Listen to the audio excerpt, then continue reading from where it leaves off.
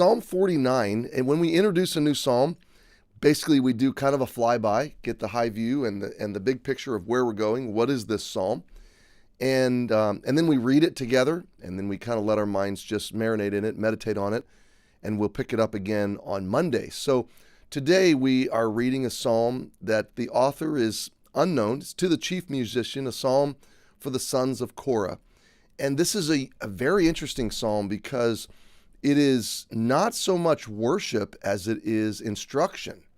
Plenty of instruction in lots of the psalms, but most of them framed through the idea of worship or processing human experience to God and asking for his intervention. This psalm is going to read almost like Proverbs or even Ecclesiastes.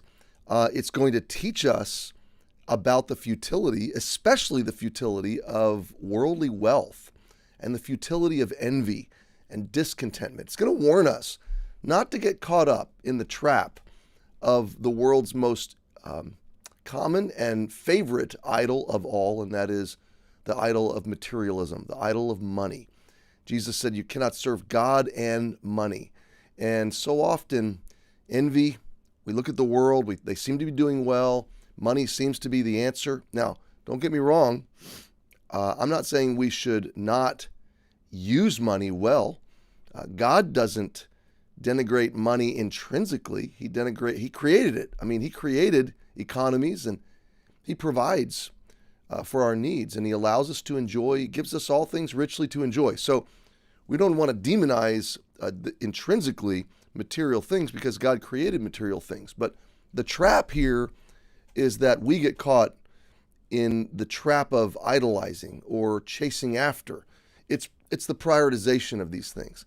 Are my affections properly ordered under Jesus? Is he my highest treasure? Or am I simply exploiting him to get what my heart truly wants? Am I treasuring material things? It's an insidious thing, my friend. But riches and wealth and material prosperity are dangerous. On one hand, they're gifts, they're stewardships, they're granted to us by the grace of God. And we use these things to leverage his purposes in our lives, to accomplish his purposes. But on the other hand, there's an insidious temptation wrapped up in these material things. And the psalmist is going to warn us about not getting caught in this trap. So verses 1 through 5 is sort of the call to worship. He's sort of setting up where are we going. And then beginning in verse 5, the instruction begins about the danger of wealth. So let's read this together, and then I'm going to send you into your day.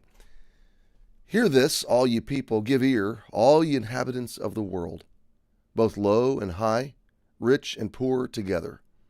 My mouth shall speak of wisdom, and the meditation of my heart shall be of understanding. I will incline mine ear to a parable. I will open my dark sayings upon the harp.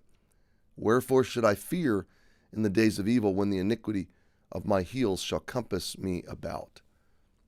They that trust in their wealth and boast themselves in the multitude of their riches, none of them can by any means redeem his brother, nor give to God a ransom for him. For the redemption of their soul is precious, and it ceaseth forever. That he should still live forever and not see corruption, for he seeth that wise men die. Likewise the fool and the brutish person perish, and leave their wealth to others. Their inward thought is that their houses shall continue forever, and their dwelling places to all generations. They call their lands after their own names. Nevertheless, man, being in honor, abideth not. He is like the beasts that perish. This their way is their folly. Yet their posterity approve their sayings. Selah. Like sheep, they are laid in the grave. Death shall feed on them, and the upright shall have dominion over them in the morning, and their beauty shall consume in the grave from their dwelling. But God will redeem my soul from the power of the grave, for he shall receive me, Selah. Be not thou afraid when one is made rich, when the glory of his house is increased, for when he dieth he shall carry nothing away. His glory shall not descend after him.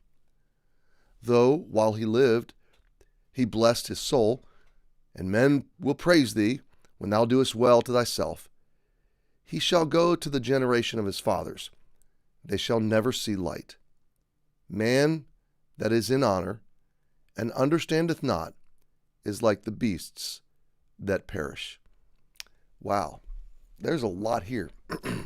What a depth of instruction. What a powerful reminder.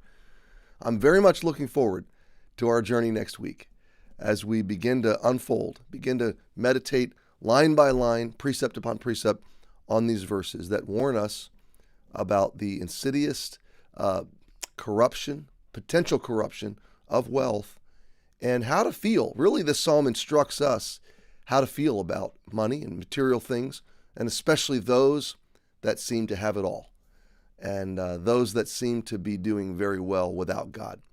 So a very good psalm. A psalm, let me just add this and we'll go.